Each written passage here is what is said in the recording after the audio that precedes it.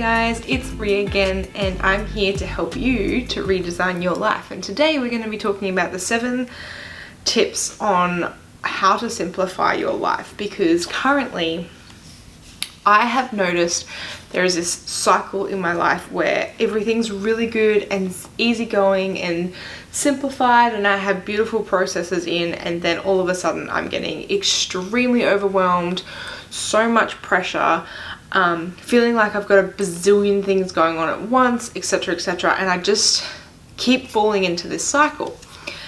And it's due to the fact that I just overcomplicate everything and I just have too much chaos, and I don't actually do these 7 things consistently.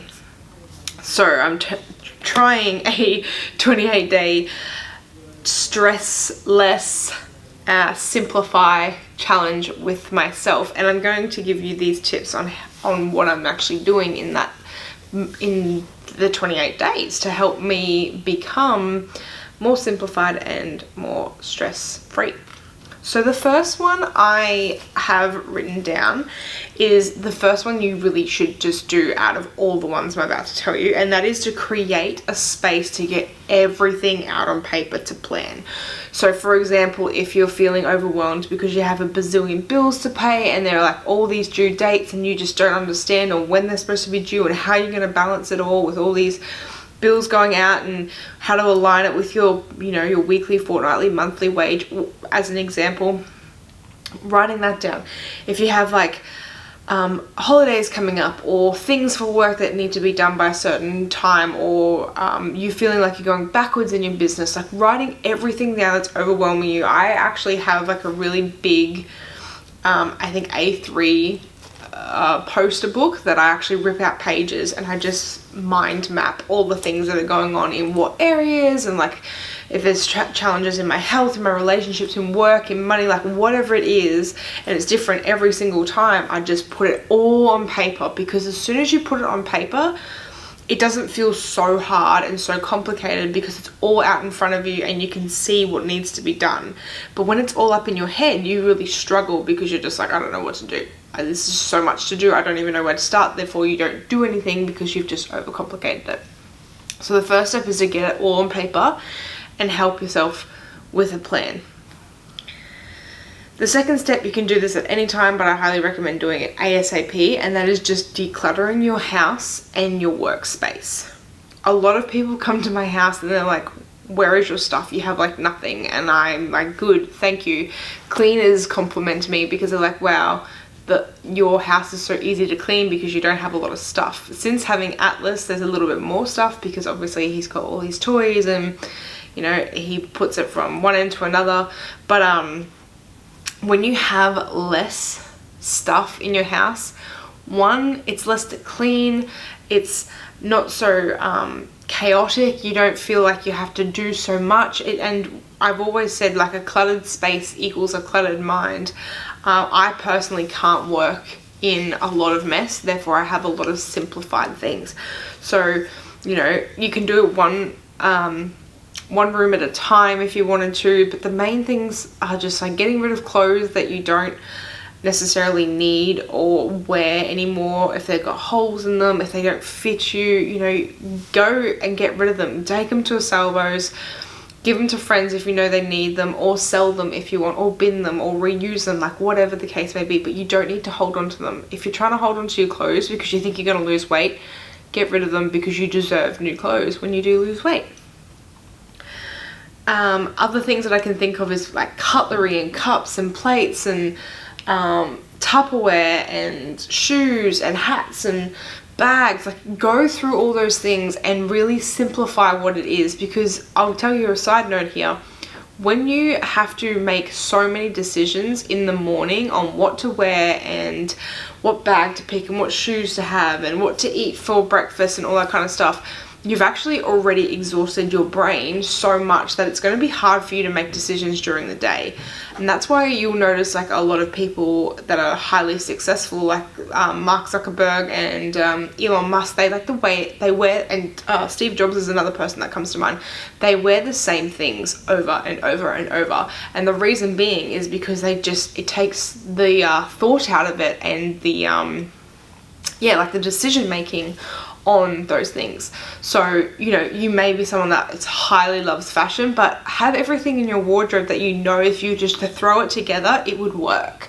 So you don't want things that you just like, oh, that will only look good if I just do this pair of pants or whatever. Like, you know, just mix and match, make sure it's like all versatile, etc. Same with your shoes. You know, I have like 5 pairs of shoes. You don't need a bazillion shoes. If shoes are your thing, then that's fine. If books are your thing, if crystals are your thing, if tarot cards are your thing, that's fine. But don't have too many of those things. You don't need them. The next one is this is a random one, is to create automatic payments for as much as you can. I used to be someone that used to really get stressed out on the idea of automatic payments, because I'd be like, that means like my money is already spent for me and da da da da da da, but it's money that you're already going to be spending. So you can have all these automatic payments set up so you know, and you can line them up and you have control of them. You don't have to have the company do the direct debits. You can create the direct debits yourself through your own bank account. But when you have these all set up, you don't actually have to worry about all of the issues of having, you know, like late bills and having to pay that extra fee or high interest or cancellation fees or whatever the case may be, because you've already got them set up. Create your budget, line things up that work within your pay rate, and just start. As soon as I did that, I didn't have a worry, because I know that all my main bills are now covered and I don't have to think about it, and I will always have money left over because they're all being paid. So it's fantastic. And while I'm on the topic of money, also go through your bank statements and see what you're currently not using. If you have like 3 different subscriptions to Netflix or Foxtel and whatever else is out there, if you use all of them, then maybe you need to prioritize removing 1 or 2 and only keeping the ones that actually are the ones you really watch. Or if you only watch one, get rid of the other 2 if you don't use them. You're saving money this way. You want to be able to save money in all areas. The next one is to stop trying to do all the things and just do the one thing you know that works. And a bonus if it's something that's actually going to ripple effect into your life. So for example, I used to be, and I'm practicing a all or nothing kind of girl.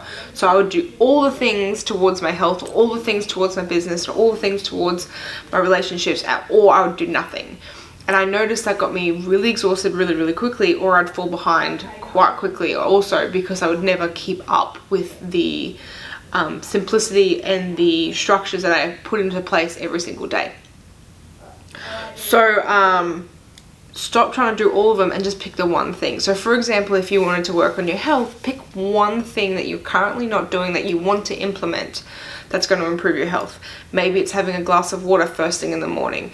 Maybe it's adding lemon to your water. Maybe it's taking sugar out of your coffee. Whatever it is, just pick one of those things and implement that first until that becomes a natural habit, and then adding something else. You don't have to get it all done straight away. You've got to enjoy the process, because you don't want to overwhelm yourself in the first place. And what I mean by a ripple effect is, say for example, if you were to implement exercise into your daily routine because it's not in there at the moment, that would be a ripple effect, because it would help your mood, it would give you self-love, it would give you self-care, it would give you time to yourself. You will then be able to have high energy throughout your day, which is going to help with your work, and you're going to naturally create healthier choices when it comes to your food, because you're already proud of yourself for doing the exercise that morning. So that's just an example of how to ripple effect it. Number 5 is having the mindset it's either a fuck yes or a no.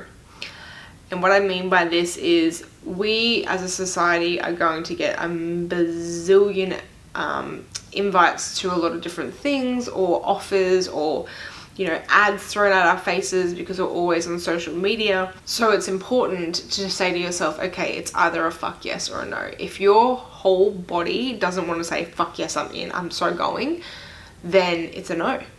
And it's the same as like if you wanted to work with me. If I'm not a fuck yes to you, if I'm not a yes, I really, really, really, really want to work with you, then I'm a no.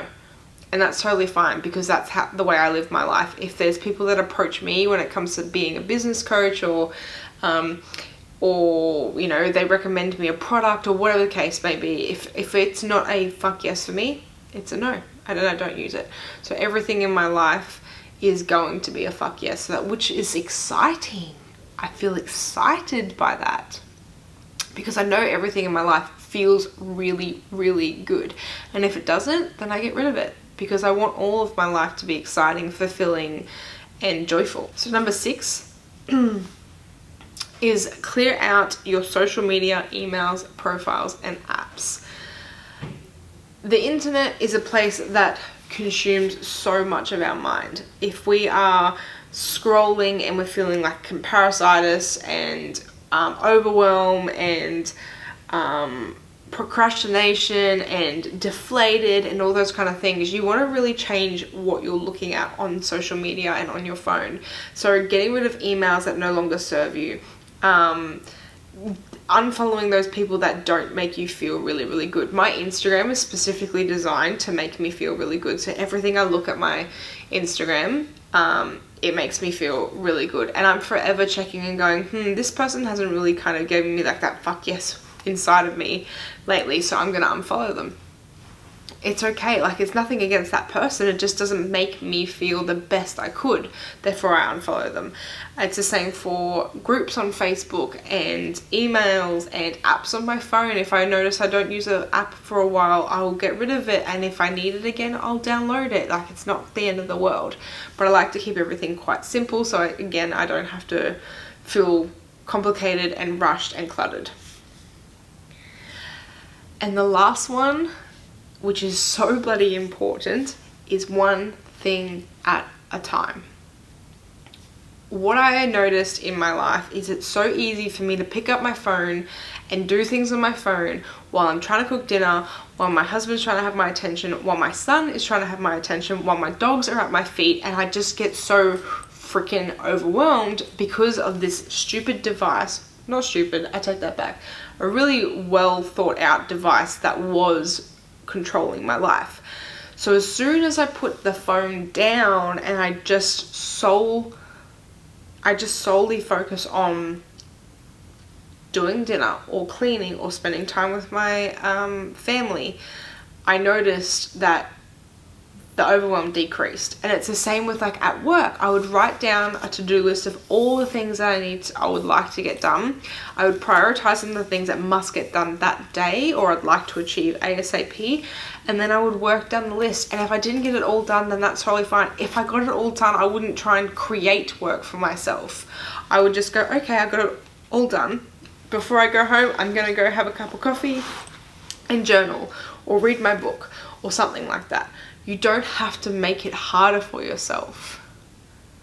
We are not meant to have such a rushed, chaotic, busy life.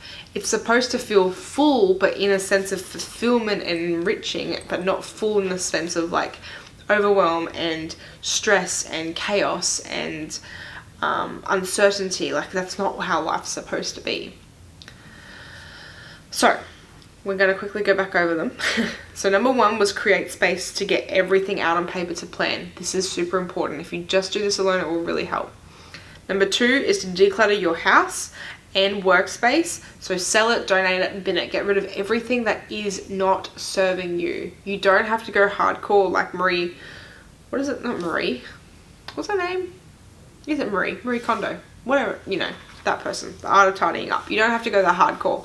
But as long as you're starting to declutter bit by bit, sell, donate it, bin it, then do it. I had this air fryer in my house for like over a year and I never used it. And I was almost going to bin it. And then a friend of mine said, oh, I really want to air fry it. And I said, here, take it. It's like the law of the law of equal returns. What you give, you will receive. If you give and serve other people and enrich their lives in ways that make their life feel better and easier, that's what you're going to get back in return. So don't look at it as like, oh, I must hold on to it because I've spent my money on it. Let it go because you're helping other people with this. Okay? Number 3 is to create automatic payments for as much as you want to, because it just eliminates that stress. Now I know my bills are getting paid on time and I don't have to worry about getting these letters or emails or text messages saying your bill's overdue. Number 4 is stop trying to do all the things and focus on the one thing that's going to actually benefit, which is quite simple. Then number 5, it's a fuck yes or a no, which again is quite simple. Number 6 is clearing your social media, emails, profiles, and apps, because we don't want to overcomplicate our lives, especially when we pick up a screen. And then finally, number 7 is one thing at a time. Stop trying to do all the things at once, because you're just going to overwhelm yourself and you're going to give yourself a half-assed job. So that's all from me this week. I hope you had an amazing time watching this and you learned something. Please pop in the comments which is the one of the 7 that you're going to implement straight away, because I'd love to see how it will work for you. And also, if you want to get any more free resources on how to redesign your life, please click on the link below to join the free Facebook group. And that's all from me, and I will talk to you next time. Bye.